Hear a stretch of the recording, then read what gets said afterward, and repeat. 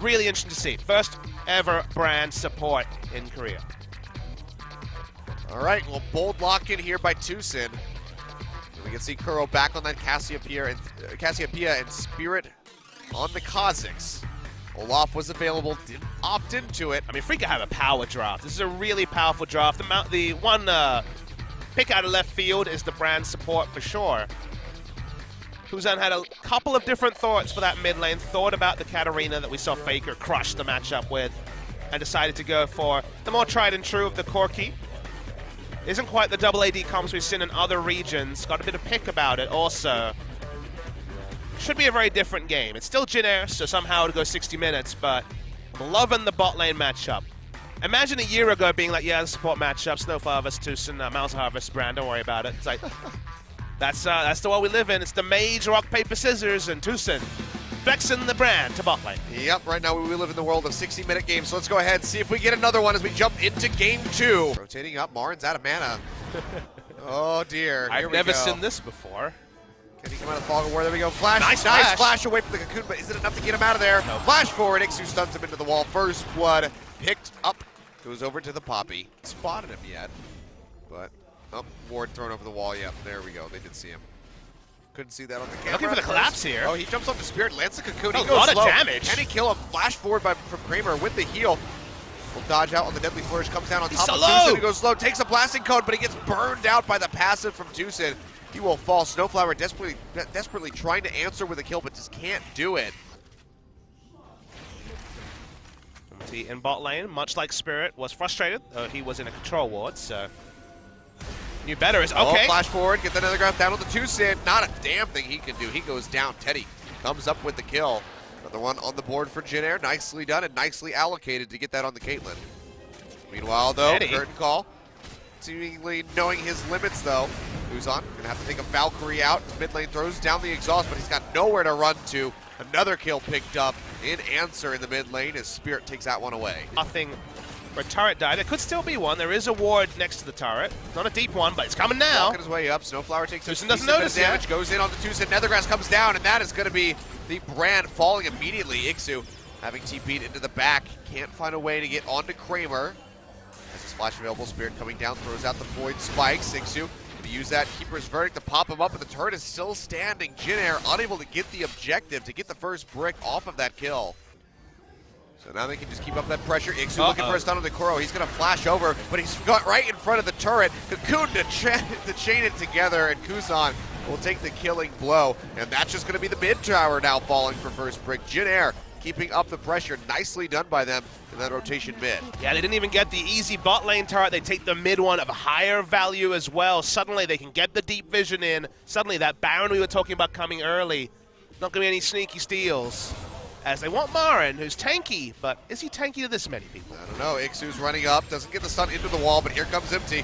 Ixu tanking the tower. Marin down to about half, will flash away. The answer is yes. So, yeah, will not be able to go down. They get a little bit of damage onto the turret in the end, but Marin's like, okay. But look at bot lane, they're getting advantages here too. Kramer getting hit up with that big Nethergrass. Final headshot from Teddy, able to take him out. Spirit coming in, trying to get a kill to answer back, but the exhaust is ticking away on him. They can't find it though. Teddy just trying to take out Spirit before he goes down. He's unable to do so. Now Tucson roaming down. Goes up the pillar, but won't be able to get much else, and that should be an opening for a turret for afreeca Freecs. To Jin Air's Kuro's fishing. Oh, gets hit by the Petrifying Gaze. One more Twin Fang. There it is.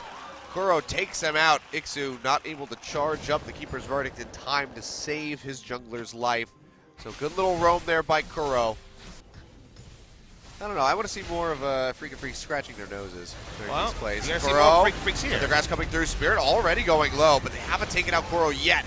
That's going to be the ace in the hole. Trying to delay, but actually Snowflower gets the kill with the mix of the minions. Death by touch, not going to be enough. Yeah, not quite. He's got that potion ticking up as well to try to counteract it, but looks like Jin Air will be able to push in and maybe knock down this tier 2 turret and bot. Marin's there to try to answer, moving forward with the eventual Maelstrom to pop the minion wave.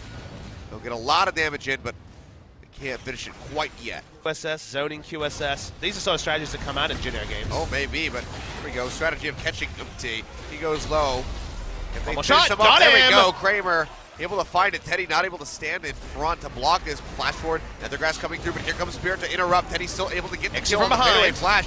Spirit jumping onto the Caitlyn, and Ixu comes around the backside. Looks like he might be able to take out Tucson. One more shot, ace in the hole. Let's just make it a triple kill. Coming in for Teddy in the end, and the rest of Afreeca, Kramer, and Kuro have to head for the hills as Ixu is hot on their trail.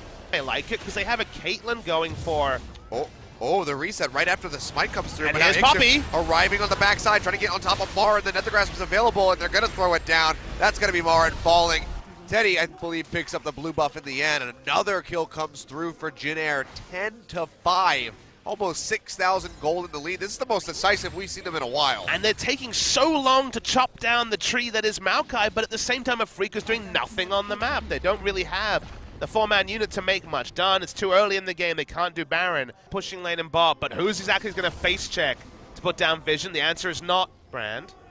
They need Maokai to help them. Flash forward, the Nethergrass comes through, and Tucson just gets annihilated. Teddy picks up yet another kill. Why is Maokai mid? He needs to be the person to put down Vision. Kha'Zix, Cassiopeia, Jin, and Brand are all squishies. He needs to be there to put down Vision, or they will get none. Teddy's just able to hit over the wall. Not a care in the world. Happy times for Jin Air. They get Baron. Jumps out of there just in time. Now Marin gonna get rooted, pinned into the wall, and absolutely destroyed. Upti comes up with the kill. 10,000 gold in the lead for Jin Air. Now with a Baron buff, there's an exposed inhibitor in the bottom lane. You have to think that they have everything possible that they would need to close out this game. It's one. Still up in CS, and that's going to be another inhibitor exposed. If not just the inhibitor taken, the super creeps are pushing in both the mid and bottom side, working their way towards those Nexus turrets very steadily. Looks like Teddy might just be able to finish this off. So he has to go up with a repel curtain call, opened up, looking for Teddy, lands one shot, big lands one another there. one onto Snowflower. He's going to go down as Kuro finds the kill. Spirit into the back line, trying to get rid of the Caitlyn, and he's able to do so. So far, that's going to be a 2-for-3 pickup in favor of Afreeca Freecs. Kuzan's out of the fight. Nothing you can do. Still inside the base, Kuzan not able to do much, but the Nexus turret has fallen. Ixu going to go ahead and eject Kramer out, just trying to get those super creeps in onto this final turret. Meanwhile, up top, the third inhib goes down. You have to think that they're not going to be able to clear this out in time. That's a lot of super minions, Achilles. There we go. It goes down. Can they clear it in time to save the Nexus? Looks like the answer will be yes.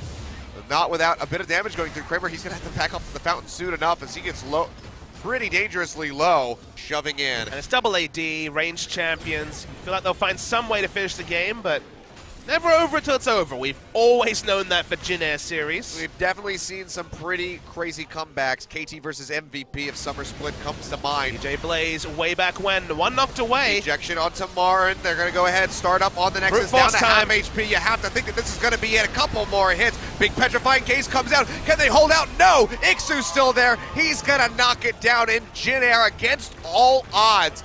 Take out Afreeca Freecs 2-0, and you can see they are just ecstatic.